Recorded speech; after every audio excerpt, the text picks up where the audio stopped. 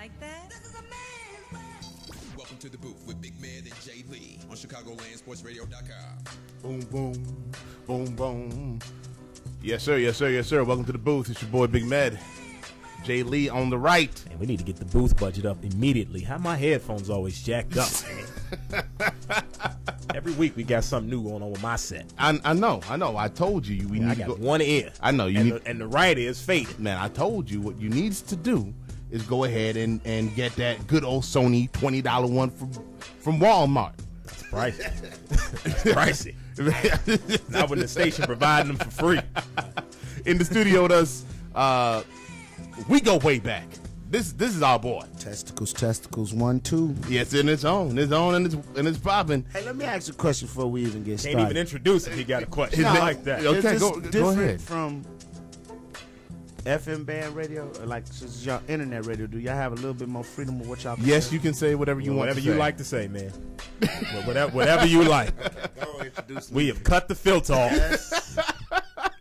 Here we go. In the building with us right now, our look at boy. the ass on that white girl that just walked out. In the studio with us, it's our boy, Leon Rogers. Wasn't even no white girl just fast. I just wanted to say that. The views and comments expressed by Leon right. Rogers do not reflect the views of ChicagolandSportsRadio.com. Martin Luther King or its marched sponsors. so we could say, look at the ass on that white girl. It ain't about buses and eating at the same table. It's about being able to say, look at the ass on that white girl. Leon, how you doing, man? And freely date her. Look, Yeah.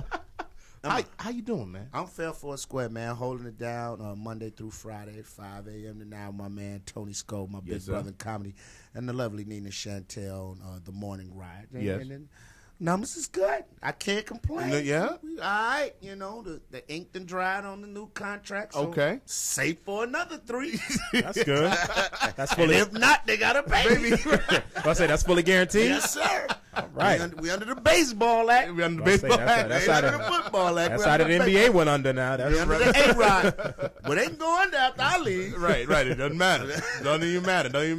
Hey guys, let's jump it right off. The biggest story of this week. Hold on. Is that our girl next door? That is. Yeah, no sound, no soundproofing, but you can hear everything they say next door, so don't mind. So you mean they got all these nice paintings and photos and figurines and don't have no sound? No, No, we didn't. no. We skipped the installation. You can't step. sneak nobody in here and nail them. No. Not be heard in No. You They can still hear. see you though. They still, even if it was soundproof, they'll see you. This is cool, like with the window. And you can just see the city, Because man. I just And they can hear you too. Okay. Yeah, they can got, hear me out Yeah, there? we got the speaker Yeah, they right got there. They speakers can- Hey, outside. dude in the hat, man, you shouldn't have wore that. Yeah, they can definitely see you. Big story this week: James Harrison going off on Roger Goodell, on Ben Roethlisberger, on Mr. Richard Mendenhall. Let's just kick it off. Leon, you the guest. I know y'all gonna hate me for what I say, but I'm old school toughness, old school football. When he called, I think a lot of his words were taken out of context. When Okay. he called out Rashad Mendenhall and Ben Roethlisberger, he was talking about the Super Bowl. And then he went back to say that, I'm not saying it was all their fault that they lost, but who fumbled in the Super Bowl? A key possession. Yeah, They- yeah. They It was. gave It was Green Bay the definitely a key ball, possession. and Aaron Rodgers hung 7 on the board. Who did not play their best game in the biggest game? I mean, Big Ben. You cannot ask, even a defense as good as Pittsburgh, you cannot ask them to stay on the field and compete with Aaron Rodgers and those receivers that he had, even minus their running game. They still have 4 good receivers, you know what I'm saying? 2 of them in the great category, or can be great. But what I'm saying, at the end of the day, James Harrison and them did their job because it was a slugfest. It was a dirty, scrummy game, and the turnovers cost them the game. And you pay Ben Roethlisberger to win games. I've always said I like Big Ben. He got to, 2 titles? And how many years he's been in the league? been what, 5, 6, 7? Six. But About 6 how years. much of that is direct cause and effect to him and the fact that he's been set up nice since he hit the league? Well, one title I can say was, he had a One huge title or one play? Well, No, one one- drive. One drive. I mean, One it's drive. a big difference, man. One drive. Because that man's always had a stacked defense with killers on the other side. A loaded running game and probably one of the best lines in the league. And let's not forget the coaching. Always. And ownership and a front office that makes the right decisions year in and year out. Mike Wallace, who they found in the 3rd round. Emmanuel Sanders, who they found in the 6th round as a wide receiver. So is he? I'm not saying he's a bum. No, but no. you take him and put him on Detroit or Kansas City. Does he make them relevant? The thing about Ben Roethlisberger is, you know, he's going to make mistakes. The thing about him is he can keep the play alive and he can make plays down the field. So here's my question: If Ben Roethlisberger, we know he's going to make mistakes. If you take away that Pittsburgh defense and that offensive line, he's Jay Cutler, or he's Rex Grossman then, because he's. I'm just saying. Whoa! Wait! You knew it was coming. You knew it was coming. Rex Grossman? No, I'm just saying that's how he would be viewed. He'd be viewed as a turnover-prone mistake machine. Or he be, dare I say it, Joe Flacco. Same guy.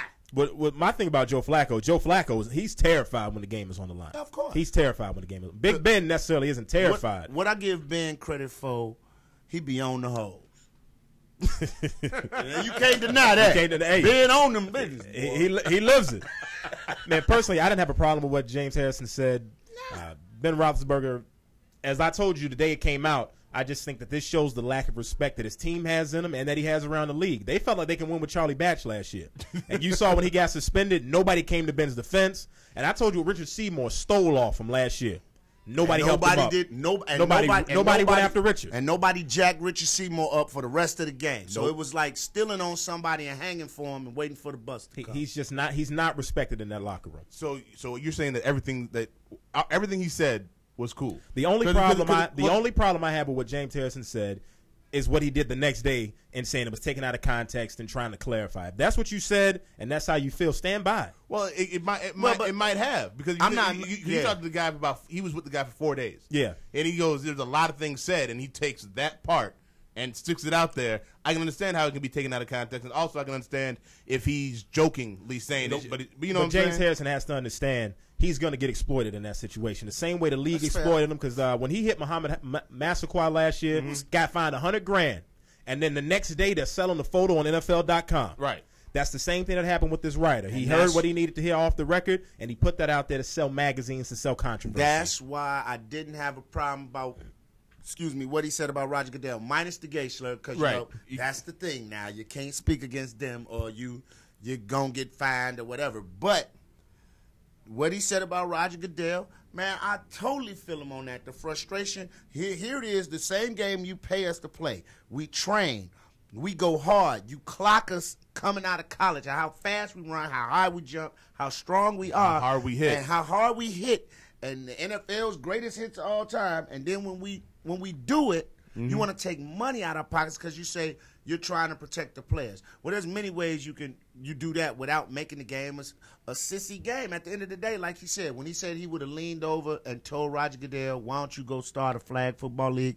Because that's what football is becoming. You want to do something, Roger Goodell? Take care of these old players that are out of the league and can't walk upstairs, or somebody like Jerome Bettis who has to walk upstairs backwards because he's so messed up from playing your game. You're so hard on trying to protect the shield. What about the guys who carry the shield? Right. And all those NFL guys. So I had no problem with what he said.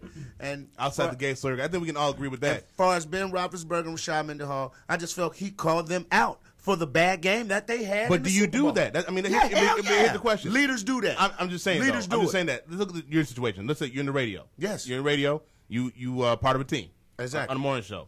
Let's say you go out in the paper and say, yeah, Leon wasn't that funny today. You know what I'm saying? He just wasn't. How would you feel about that? If Tony Schofield, who's the main guy, somebody I look up to, exactly, but it goes back to what James said. I respect Tony. Okay. So if Tony said that about me in the paper, in the paper it went out. Okay. It's apples and oranges in a sense because we're talking about Super Bowl as the biggest game of the year. I understand that. If this was, let's just say, Ratings War 2011, and we were going heads up against another radio show. Okay. And I was off that day, and he called me out on it as a player. Okay. So to speak, I can do nothing but respect it. It's just like we've done shows together. So he couldn't have told you that in private? But does it have the same effect? We've done shows, and one of us I'll just say it's general. One of us came off the stage and we're good. George Wilborn was hosting. Mm-hmm. Now, everybody that was on the show had 8+ years in the game. Yeah. So it's not kids. We Yeah, veterans. I We mean- do this. We pay our mortgage with this. The comedian came on stage, and I won't say their name. Okay. I won't say their name. They came on stage, and they didn't have a good set. George went out and did 5 minutes on how terrible he was. and the comedian couldn't do nothing but laugh because he knows I wasn't 100%. And that's the same instance. George went out to the crowd and let him have it Right. about how good he did. Now, real quick. What should the Steelers organization do? Nothing. Nothing.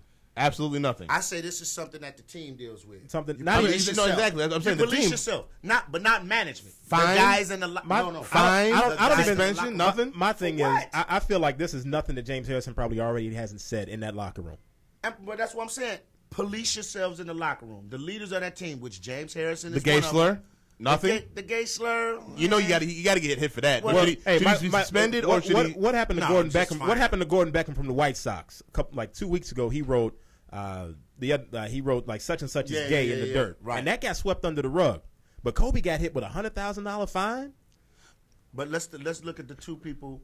Look at the two people. Look at the three people that are running organizations. Bug Selig, Yeah. old man, old school, like doesn't want to really be bothered with a lot of stuff. Yeah, Goodell and Stern are at the forefront of keeping their thumbs on people in their organizations. Right. They're he's all about the logo, he's all about the shield. So he's going to get hit for that. but my Right. question is, can he? But I mean, legally, can he do no, anything? no, because they're on the lockout. They're locked out. That's what I'm saying. I mean, But what about when they come back? when they come back? I personally, they technically can. technically, But the technically, thing he's not is- in the NFL right Yeah, now. but that's my issue. I'm as much in the NFL as James Harrison is right exactly, now. and you shouldn't You know what I'm be saying? able to go back and say, well, you did this. Prorated. Exactly. You can't do that. Pro-gay it in his face. When we come back, the NFL. Hey, auntie. Way back, huh? The NFL Network came out with the top 100. We're going to go ahead and discuss the top 5. Yeah, we definitely need to discuss Leon's top 5. Hey, gotta get my reasoning behind it, baby. That's we need to just do a segment about your reasoning. Let's do it. When we come back, it's a booth with Big Matt and Jay Lee. ChicagolandSportsRadio.com brought to you by In Moesha. times like these, it's important to know the facts about sexual assault. Rape